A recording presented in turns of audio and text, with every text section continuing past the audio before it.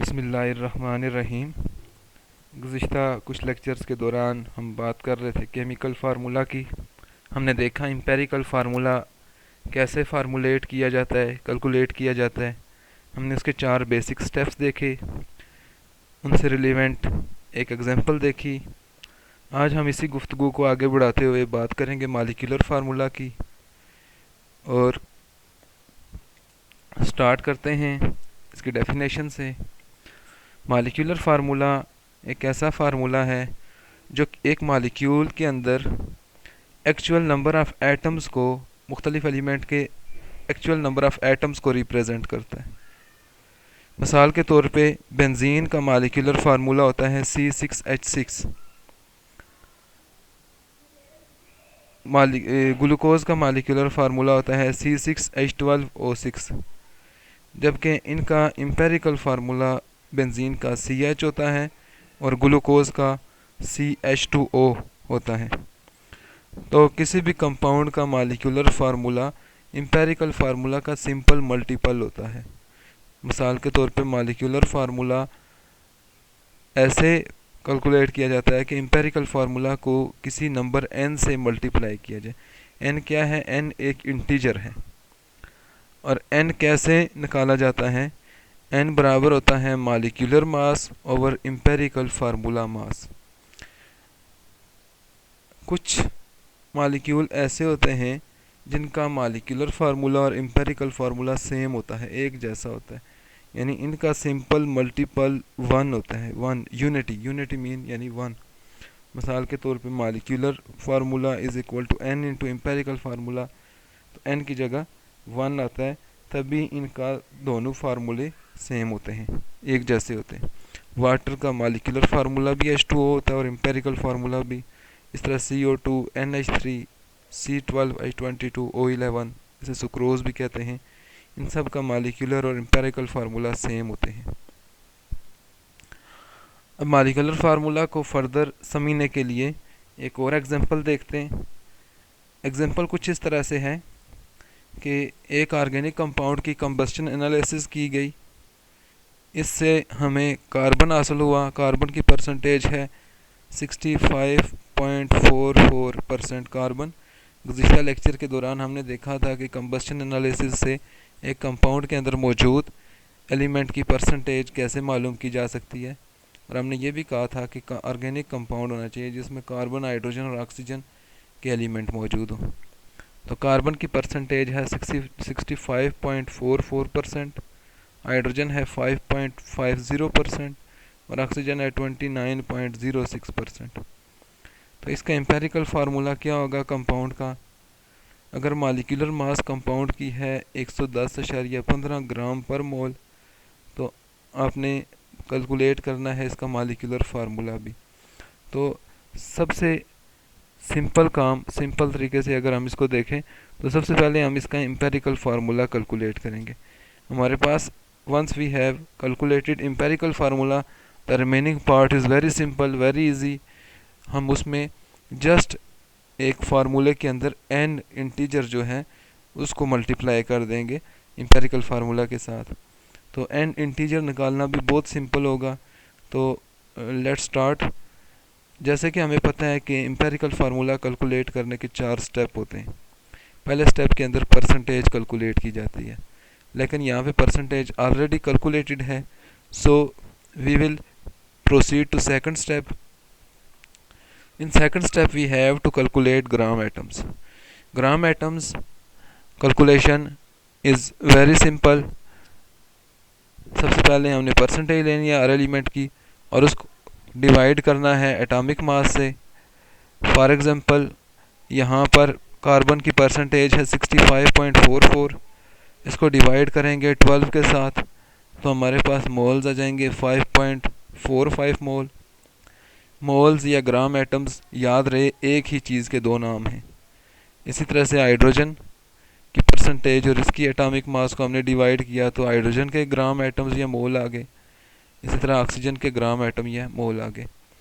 तो second step में हमने ये काम करना था। थर्ड स्टेप में हमने इसकी एटॉमिक रेशो निकालनी थी, कार्बन, हाइड्रोजन और ऑक्सीजन की। एटॉमिक रेशो इस तरह से निकाली जाती है कि तमाम ग्राम एटम्स को स्मॉल वैल्यू से डिवाइड करते हैं। ग्राम एटम हमारे पास कार्बन, हाइड्रोजन और ऑक्सीजन के थे। इनमें से जो स्मॉल वैल्यू थी वो ऑक्सीजन के ग्राम एटम थे 1.82। इस स्मॉलेस्ट वैल्यू से हमने तीनों ग्राम एटम को डिवाइड कर दिया, तो हमारे पास आंसर कुछ यूँ आया 3:3:1। यानी ये सिंपल होल नंबर रेशो है, फ्रैक्शन में नहीं है।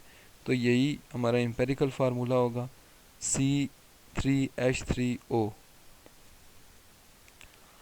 अब हमारा जो नेक्स्ट स्टेप है उसके अंदर हमने फाइंड करना है इसका मॉलिक्यूलर फार्मूला। तो एम्पेरिकल फार्मूला हमारे पास आ गया C3H3O3। मॉलिक्यूलर फार्मूला निकालने के लिए molecular mass over empirical formula mass, इन दोनों को डिवाइड करेंगे तो हमारे पास n आ जाएगा। मॉलिक्यूलर मास तो उसने दी हुई है क्वेश्चन के अंदर 110.15। एम्पेरिकल फार्मूला मास निकालने के लिए हम एम्पेरिकल फार्मूला लेंगे। इसके अंदर कार्बन 3 है तो 12 मल्टीप्लाइड बाई 3, एक कार्बन का मास 12 होता है, प्लस हाइड्रोजन है 1.008 मल्टीप्लाइड बाई 3, प्लस ऑक्सीजन है 16 मल्टीप्लाइड बाई 1। तो इन सब को हमने मल्टीप्लाई किया पहले, फिर प्लस किया, तो हमारे पास एम्पेरिकल फार्मूला मास आ गई 55.05 ग्राम पर मोल। ये हमारे पास एम्पेरिकल फार्मूला मास आ गई। और इस तरह n हमारे पास आ गया, दोनों को डिवाइड किया तो n हमारे पास 2 है।